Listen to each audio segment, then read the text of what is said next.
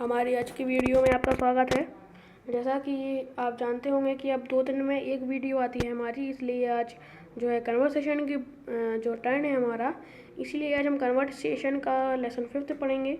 4 lesson तक जो हमारा पहले ही हो चुका है, इसलिए 5वां लेसन जो है क्विज कंपटीशन, आज हम वो कंटिन्यू करेंगे। तो पहले जो लाइन लिखी गई है पहले वो पढ़ते हैं। Sometimes we don't put in as much effort as we should. Then we blame the circumstances for our failure. But we should try to see the things in a different perspective. तो कभी कभी इसका अर्थ जो है, कभी कभी हमें जितना एफर्ट किसी चीज़ में लगाना चाहिए, जितनी हमें कोशिश करनी चाहिए किसी चीज़ को अचीव करने के लिए, उतना हम नहीं करते हैं। फिर हम सर्कमस्टेंसेस को यानी परिस्थितियों को जो है हम दोष दे देते हैं कि हमारी फेलियर का जो जिम्मेदारी है वो परिस्थितियों की वजह से हमारी फेलियर हुई है। But we should try to see the things in a different perspective का जो एग्जैक्ट मीनिंग जो मैंने डिक्शनरी में पढ़ा था वो होता है यथार्थ चित्रण की कला। तो ऐसे में समझ नहीं पाएंगे हम इस लाइन में क्या अर्थ है, इसलिए हम लेकिन इसका अर्थ हम ये लगा सकते हैं कि हमें उस चीज़ को एक अलग नज़रिए से या फिर एक अलग कला से, एक अलग चित्रण की कला से देखना पड़ेगा। तो यहाँ पे जो हम संवाद शुरू करने जा रहे हैं, कन्वर्सेशन जो शुरू करने जा रहे हैं, उसमें 2 लोगों का कन्वर्सेशन है। ये 2 लोगों का संवाद है, फादर और अनंत।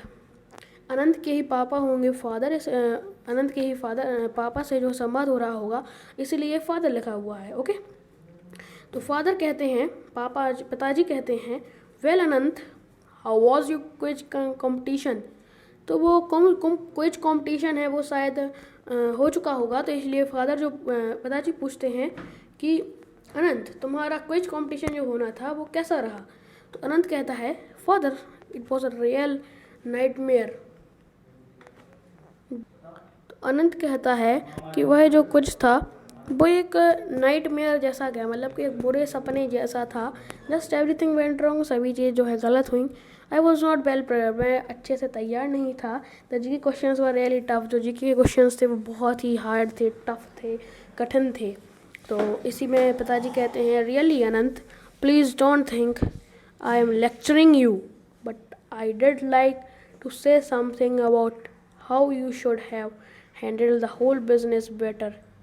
कि जो पिताजी कहते हैं, सच्ची में Anant, please don't think I am lecturing you, ये नहीं सोचना कि हम तुम पर लेक्चर दे रहे हैं या फिर कुछ कह रहे हैं।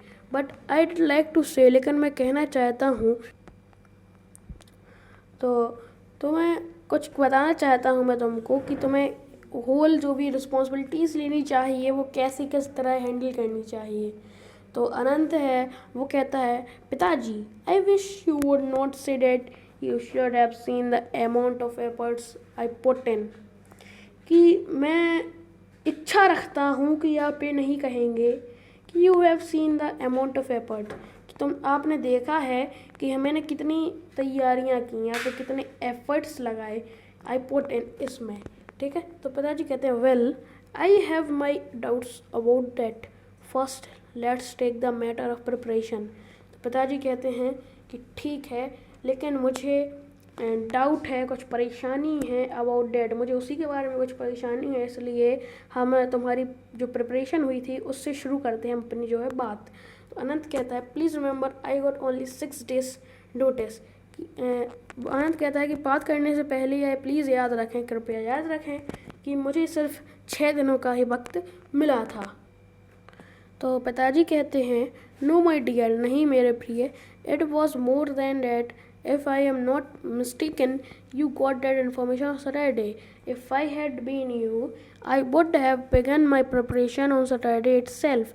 Honestly, you should not have gone off the weekend trip.